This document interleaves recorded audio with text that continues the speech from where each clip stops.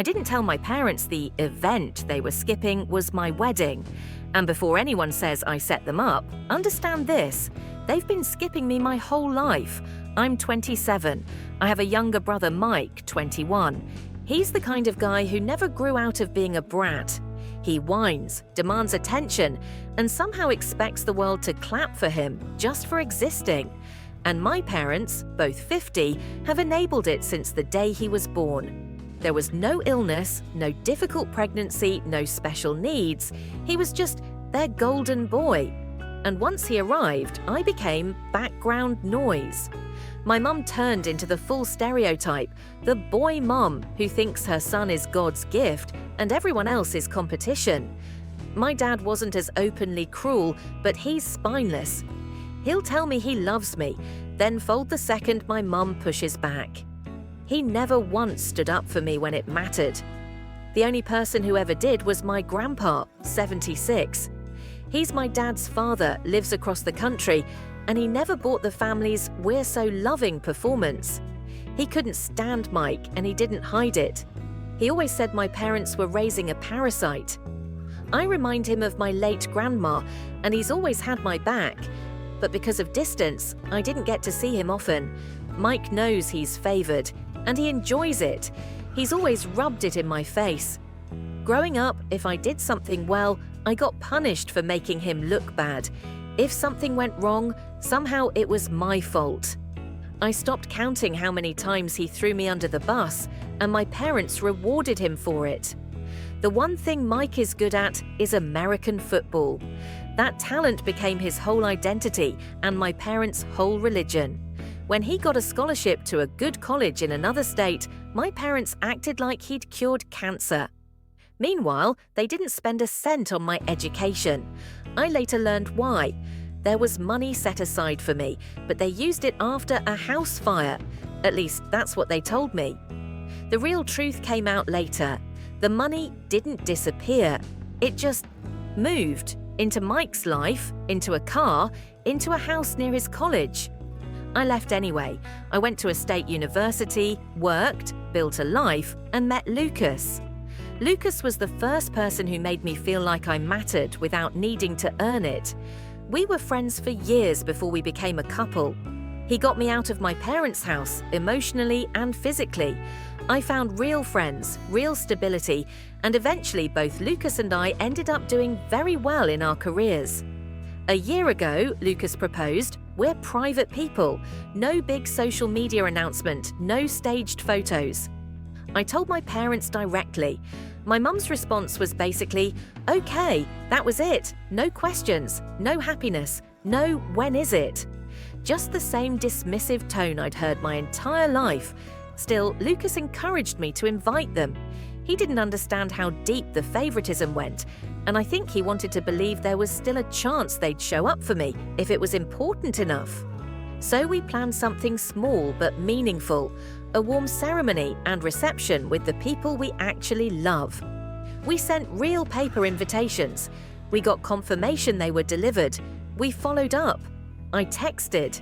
I tried to talk about it in person, and every time I brought it up, without even saying "wedding" out loud at first, my mum would cut me off mid-sentence to talk about Mike, his parties, his wild college stories, his games, his future, his amazing potential. Eventually, I forced the conversation. I told my parents I had a fixed date event, non-negotiable, could not be moved. I told them I needed an answer. My mum didn't even pretend to think. She said they couldn't come because Mike had the last game of the season that day, and he wanted them there. And honestly, that didn't surprise me. They missed my ballet performances, my graduations, important milestones, because there was always something Mike wanted. This was just the same pattern wearing a new outfit. So something in me snapped into a cold, petty calm. I said, "That's fine. If you can't make it, you can't make it." And I stopped pushing. I didn't clarify it was my wedding because I wanted to see if they cared enough to ask a single question. They didn't. A few weeks later, I got married. It was perfect. Lucas's family was there. Our friends were there. People who actually show up were there. My grandpa flew across the country and walked me down the aisle with the proudest expression I've ever seen on his face. I remember thinking, for the first time in my life, this is what it feels like to be chosen. At the reception, multiple relatives asked where my parents were. I didn't lie. I said they had Mike's game and couldn't come. I got a few stunned looks. My grandpa was visibly angry for a while, like he was biting his tongue so hard it might bleed. But he didn't ruin my day. He just kept a hand on my shoulder like he was silently reminding me I wasn't alone. After the wedding, Lucas and I went on our honeymoon and basically unplugged. No phones, no drama, just peace. And then we came back.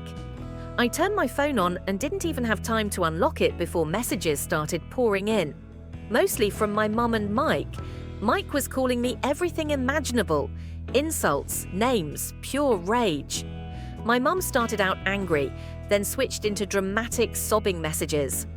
I finally pieced together what happened. One of my aunts on my dad's side had posted wedding photos on Facebook, and she didn't keep it neutral. She added a pointed caption that made it very clear my parents had skipped their own daughter's wedding. In our family circle, it blew up.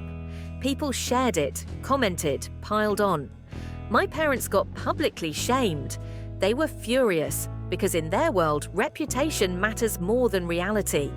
Then I learned the part that made me laugh and want to scream at the same time. My grandpa had gone to their house after seeing the photos, and he detonated. He apparently tore into them so badly my father cried. Not polite tears. Full on, I've been exposed tears. And the pressure cracked something in him, because for the first time in my entire life, he finally stood up to my mum. He told her he'd divorce her if she didn't fix things with me. That's when my mum's texts shifted from threats to begging. She didn't care that she missed my wedding, she cared that everyone knew. And now my husband and I were sitting in our home, finally married, finally happy. And my phone was being used like a punching bag by the people who never showed up. What made it even worse was how divided the extended family became. Most relatives, especially my dad's side, were horrified for me. Some reached out and apologized for not realizing what my childhood had really been like. They said they assumed my parents were normal. They lived far away. They didn't know. But my mum's friends and her side of the family, they attacked me. They claimed I was cruel for not telling my mum it was my wedding. They said I'd broken her heart. They demanded I apologize because she was a mother, and mothers make mistakes. I wasn't even sure what I felt at first. Part of me was numb. Part of me was furious. Part of me was just tired. Lucas told me something I didn't want to hear but needed to. He said I've spent my whole life trying to earn a love that was never offered freely, and as long as I kept chasing it, they'd keep dangling it. He was right, so I decided to stop chasing, but I also needed closure. Not forgiveness, just clarity. I needed to look them in the face and say what I'd never been allowed to say. I messaged my father and offered to meet him, my mum and Mike in a neutral place. We met the next day at a park. To keep things from turning into chaos, my dad's brother and one of my aunts and uncles from his side came too. My father looked wrecked, puffy eyes, collapsed posture. My mum looked sad, but it had that sharp edge of anger under it, like shame was burning her skin. Mike looked annoyed, like the entire situation was an inconvenience. I told them everything, how they always put Mike first, how they erased me, how the favoritism wasn't subtle, it was a lifestyle, how I'd learned to stop expecting anything because it hurt less than hoping. My mum tried to interrupt repeatedly, and my aunt shut her down every time. For once, I got to speak without being steamrolled. Then I asked the question that had haunted me for years. Why? My father cried and apologized without offering a real explanation. My uncle looked like he wanted to shake him for being weak. And my mum, after staring at me like she was genuinely confused why I was making a big deal out of my own life, finally said it flatly, "I just don't like you." No dramatic speech, no remorse, just that sentence, like she was stating the weather. It should have devastated me. Instead, it was almost clarifying, like the last missing piece clicking into place. Then the conversation took a turn that made me feel sick. My mum and dad claimed they never received the wedding invitation. I pulled up the delivery confirmation and showed them. They denied it. I showed them the texts I'd sent. They acted like they'd never seen them. And then, because my dad's relatives were there and weren't letting things slide, Mike finally admitted it. When the invitation arrived at their house, my parents weren't home. Mike was. He saw it, ripped it up, threw it away. And when I later texted my parents, he deleted my messages. He had their chat archived so notifications wouldn't pop up. He casually explained it like it was nothing, like sabotaging my wedding invitation was just another Tuesday. When I asked him why, he shrugged and said it wasn't important compared to what they had planned. And my parents got mad at him. Not because he hurt me, because his little stunt embarrassed them. Mike started doing that fake crying thing, big dramatic tears, playing victim. And for a brief second I felt something ugly and satisfied, because he was finally getting scolded.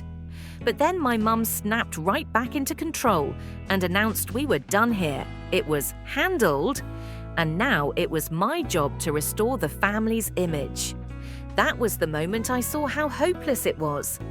I told her none of them were forgiven. Mike tearing up an invitation didn't erase the years of neglect. And even without an invitation, the truth was obvious, because I'd talked about venues, dresses, and planning. She just didn't care.